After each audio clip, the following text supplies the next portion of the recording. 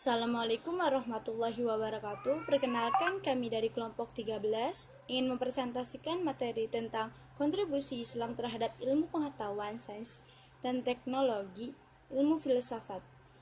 Izinkan kelompok kami memperkenalkan dirinya. Yang pertama ada saya, Lulus Salsabila, nomor NIM 41211085 sebagai moderator dan materi yang keempat.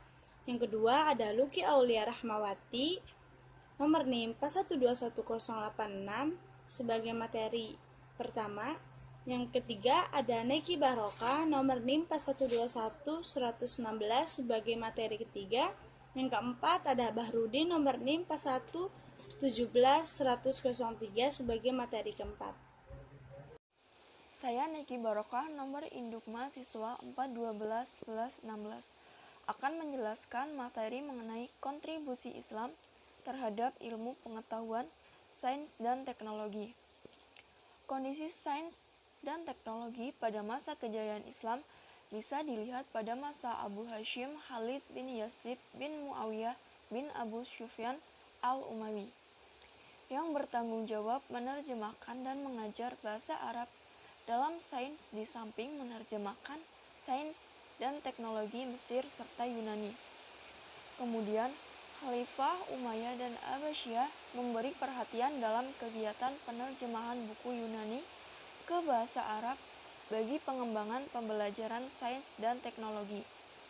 Salah satu khalifah yang memainkan peranan penting dalam kegiatan penerjemahan buku Yunani ialah Abu Ja'far al-Mansur. Selanjutnya, Khalifah al-Ma'mun yang membangunkan institusi seperti Bait al-Hikmah untuk pengajian sains serta teknologi. Melalui institut ini telah banyak lahir ilmuwan-ilmuwan penting yang tersohor di dunia pada masa itu. Berkembang pembelajaran sains dan teknologi di bandar-bandar utama yang dibangunkan umat Islam seperti di Baghdad dan Cordova. Lahirnya institusi bagi pembelajaran dan penyelidikan sains dan teknologi seperti Balai Serap, Maristan atau Rumah Sakit Besar, Dar al-Hikmah, Bait al-Hikmah, dan lain sebagainya. Lahirnya beberapa teori sains, matematik, dan lainnya yang diperkenalkan di peringkat awal oleh umat Islam. Perkembangan Islam. Perkembangan saintek dalam Islam dapat dibagi ke dalam 3 tahap. Tahap pertama adalah pewarisan dan penerjemahan. Tahap kedua adalah pengklasifikasian cabang-cabang ilmu, kemudian merumuskan metode ilmiah dalam mempelajari dan membuktikannya. Kemudian, pada tahap ketiga adalah pengembangan dan penemuan ilmu-ilmu pengetahuan baru. Selanjutnya, dalam buku milik Mehdi Nakosten disebutkan beberapa kontribusi ilmu keislaman terhadap sains modern. A. Melalui abad ke-12 dan sebagian abad ke-13, karya-karya muslim tentang sains, filsafat, dan bidang-bidang lain telah diterjemahkan ke dalam bahasa Latin, terutama dari bahasa Spanyol, dan memperkaya kurikulum barat, khususnya Eropa Barat Laut. B. Orang-orang muslim telah memberi kepada barat metode eksperimental sekalipun masih kurang sempurna. C. Sistem notasi dan desimal Arab telah diperkenalkan kepada Arab. D. Karya-karya terjemahan mereka, terutama dari orang-orang seperti Avicenna dalam ilmu kedokteran, sudah digunakan sebagai teks kuliah di dalam kelas-kelas sekolah tinggi jauh ke dalam pertengahan abad ke-17. E. Mereka merangsang pemikiran orang-orang Eropa dipelajari kembali, hal itu dengan kebudayaan-kebudayaan klasik dan lainnya, sehingga membantu menghasilkan abad Renaissance. F.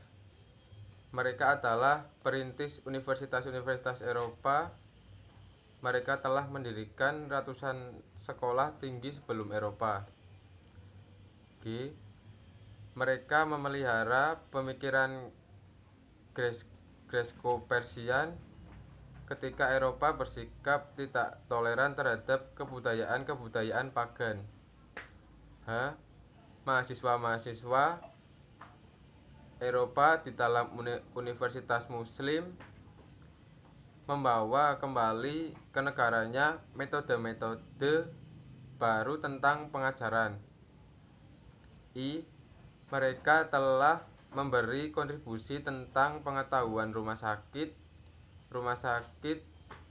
sanitasi, dan makanan kepada Eropa.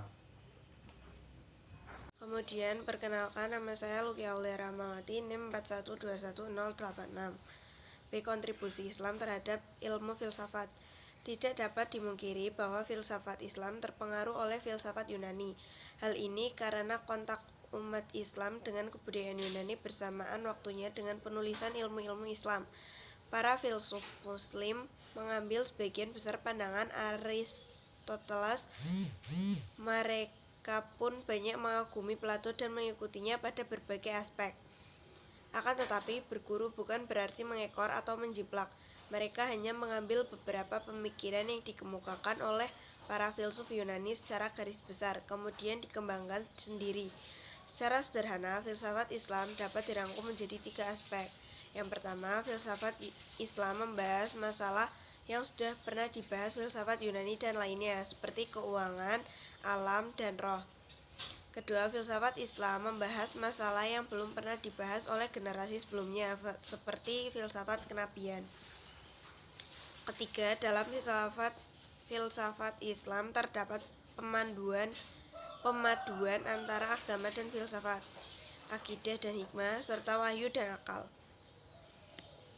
Ilmuwan dan para cendekiawan Muslim. Yang pertama ada Al-Tahbari atau Abu Ja'far Muhammad Ibnu Jarir Al-Tabari, lahir di Amul Tabritas, Laut Kezwai pada tahun 225 Hijriah atau sekitar 839 Masehi dan meninggal di Baghdad pada tahun 310 Hijriah atau 923 Masehi. Dia adalah seorang sejarawan besar, ensiklopedia, ahli tafsir, ahli qiraat, ahli hadis, dan ahli fikih. Yang kedua ada Al-Maksudin atau Abu Al-Hasan Ali ibnu Husayn ibn Ali al-Baghdad, pusat Mesir, 956 Masehi. Ia adalah seorang sejarawan dan ahli geografi, ahli geologi, dan ahli zoologi Muslim, ilmu kalam, teologi, akhlak, politik, dan ilmu bahasa. Ia lahir di Baghdad di penghujung abad ke-9 dan meninggal dunia di Fustat pada tahun 956 Masehi. Yang ketiga ada Al-Biruni atau Abu Rayhan Muhammad Ibnu Ahmad Al-Buruni Al-Khawarizmi. Dia lahir di Khawarizm, Turkmenia pada bulan Zulhijjah tahun 362 Hijriah atau September 973 Masehi dan meninggal dunia di Ghazna pada bulan Rajab 448 Hijriah atau 13 Desember 1048 Masehi. Ia menguasai ilmu sejarah, matematika, fisika, ilmu falak, kedokteran, ilmu bahasa, ilmu geologi, ilmu geografi, dan ilmu filsafat. Yang keempat yaitu Ibnu Khaldun atau Abdurrahman Ibnu Muhammad Ibn Abu Bakar Muhammad bin Al-Hasan Ibnu Khaldun. Ia lahir di Tunisia di awal bulan Ramadan 732 Hijriah atau 27 Mei 1333 Masehi dan wafat di Kairo pada tanggal 25 Ramadan 808 Hijriah atau abad ke-19. Yang kelima ada Ibnu Rushd atau Averroes. Karya-karya Ibnu Rushd meliputi bidang filsafat, kedokteran, ilmu fikih, dalam bentuk karangannya, ulasan, dan resum. Yang keenam ada Ibnu Sina, yaitu pada tahun 908 sampai 1038.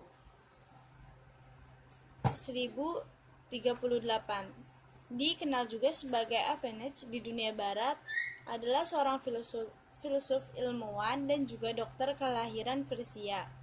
Sekarang yang ketujuh, Al-Khawarizmi adalah seorang tokoh Islam yang berpengetahuan luas, pengetahuan dan keahliannya bukan hanya dalam bidang syariat, tapi di dalam bidang filsafat, logika, aritmatika, geometrik, musik, ilmu hitung, sejarah Islam, dan kimia. Yang kedelapan ada Jabir Ibnu Hayyan atau Ibnu Geber. Sekian dari kelompok kami, kurang lebihnya mohon maaf. Wassalamualaikum warahmatullahi wabarakatuh.